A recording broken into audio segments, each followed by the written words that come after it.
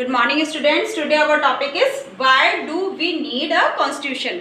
हमें जो संविधान है उसकी आवश्यकता क्यों है। अगर हम लें तो हमने कंडीशंस फ्रॉम साउथ अफ्रीका के बारे में हमने पढ़ा था कि वहाँ पर क्या हुआ, उसमें वाइट और ब्लैक दोनों ने जब कॉन्स्टिट्यूशन का निर्माण किया तो दोनों ही उसमें इंक्लूड थे।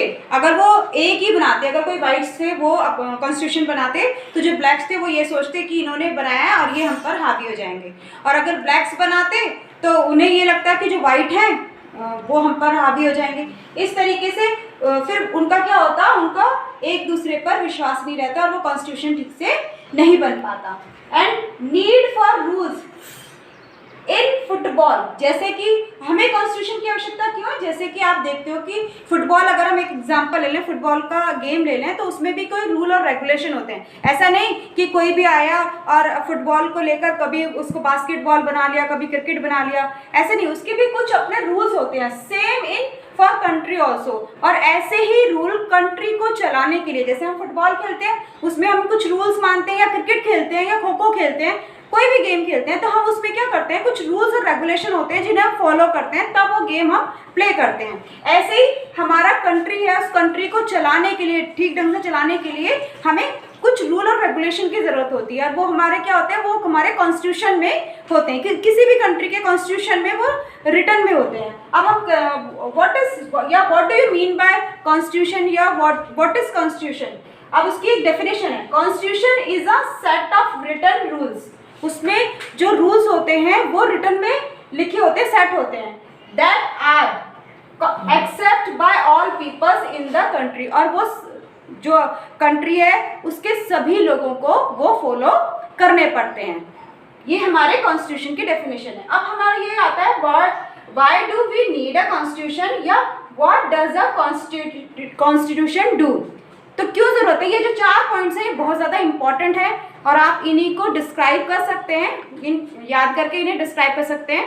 तो first of all, it generates a degree of trust and coordination that is necessary for device group to lead, जो वहाँ पर रहते हैं। जैसे कि कोऑर्डिनेट, मैंने जैसे अब रिलेट करेंगे हम साउथ अफ्रीका में, जैसे कि मैंने इससे पहले भी बताया कि अगर उनमें कोई कोऑर्डिनेशन नहीं होता, जैसे कि वाइट्स और ब्लैक ने मिलकर वहाँ का कॉन्स्टिट्यूशन बनाया, अगर वो मिलकर नहीं बनाते तो वो कॉन्स्टिट्यूशन नहीं बन पाता। अब उन्होंने मिलकर बनाया, यानी कि वो अब एक साथ रह सकते हैं, अब एक दूसरे पर ट्रस्ट होता है, फेथ होता है, और कोऑर्डिनेशन भी है क्योंकि दोनों ने मिलकर बनाया है। इसी तरीके से वो रहने के लिए, एक साथ ग्रुप में रहने के लिए तैयार हो जाते हैं, क्योंकि वो कोऑर्डिनेशन से, ट्रस्ट एंड कोऑर्डिनेशन से बनता है। अगर जब ट्रस्ट और कोऑर्डिनेशन मिल जाते हैं तो सब लोग साथ रहने के लिए तैयार हो जाते हैं। ये कॉन्स्टिट्यूशन की ज़रूरत जब नीड होता है तो ये बहुत ज़रूरी होता है सबसे पहले। सेकेंड है, it's specific how the government will be constituted, वो will have power to take which decisions. अब ये इसमें स्पेसिफाई भी होता है कि कौन किसको कितनी पावर मिली हुई है, कौन कितना वर्क कर सकता है, या चुनाव किस तरीके से होंगे, जो आपके इलेक्शंस होते हैं, इलेक्शंस के बाद कौन किस तरीके से वर्क करेगा। स्पेसिफिक वर्क होता है, सबके अलग अलग वर्क होते हैं, स्पेसिफिक होता है। गवर्नमेंट विल बी कॉन्स्टिट्यूट, उसको अलग अलग स्पेसिफिक में बांट देती है।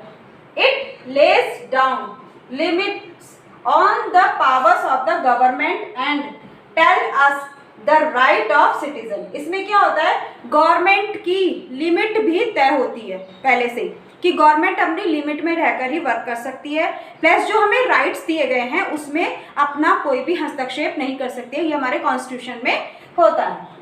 It express the expression of the people about creating a good society। अब इसमें भी होता है कि अगर मान लीजिए एक ऐसी सोसाइटी है जहाँ पर सारे चोर लोग रहते हैं, तो जब सारे चोर लोग रहेंगे तो वो चाहेंगे ना कि जो हमारा कॉन्स्टिट्यूशन है वो ऐसा हो जिसमें चोरी अपराध ना हो या जुर्म ना हो, तो वैसा कॉन्स्टिट्यूशन चाहेंगे। लेकिन क्या है कि अगर जो हमारी पूरी सोसाइटी है, वो जो हमारा पूरी सोसाइटी में हमारा कॉन्स्टिट्यूशन झलकता है कि हमारी सोसाइटी कैसी होनी चाहिए, वो हमारे कॉन्स्टिट्यूशन से झलकती है, यानी कि हमारी सोसाइटी से हमारे कॉन्स्टिट्यूशन के बारे में भी पता चल जाता है। ये हमारा जो हुआ what does a constitution do, ये बहुत इंपॉर्टेंट है। ये चारों पॉइंट्स आपको याद करने हैं और आप इन्हें ही डिस्क्राइब कर सकते हैं जब क्वेश्चन आया आपका why do we need a constitution.